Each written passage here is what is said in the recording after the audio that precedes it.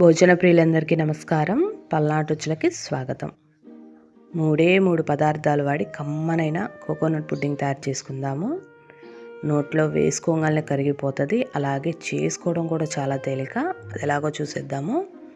ముందుగా ఒక కొబ్బరికాయను తీసుకొని ఈ విధంగా 2 భాగాలుగా చేసుకోవాలి. ఇప్పుడు కొబ్బరి చిప్పలకి వెనక వైపు ఉన్న బ్రౌన్ పార్ట్ అంతా తీసేసి చిన్న ముక్కలుగా కట్ చేసుకొని మిక్సీ జార్లో వేసేసి కొంచెం నీళ్ళు పోసుకుంటూ మెత్తగా పేస్ట్ చేసుకోవాలి.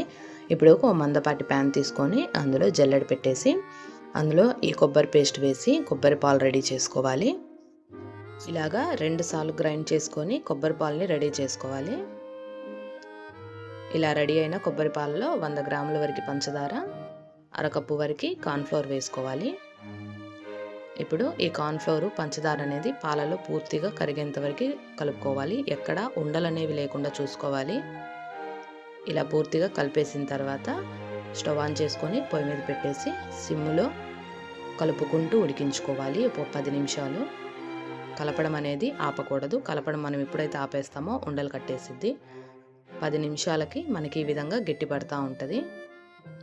ఇంకొక 5 నిమిషాలు ఇలానే కలుపుకుంటూ ఉడికిచ్చేసుకుంటే మనకి ప్యాన్ నుంచి సపరేట్ అవుతూ ఉంటుంది.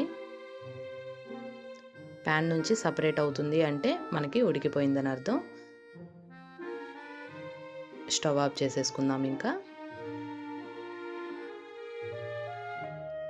ఇప్పుడు 2 బౌల్స్ తీసుకొని అందులో ఈ పుడ్డింగ్ని పెట్టేసి ఒక 15 నిమిషాలు పక్కన పెట్టుకొని ఒక 15 నిమిషాలు ఫ్రిడ్జ్లో పెట్టేసుకుంటే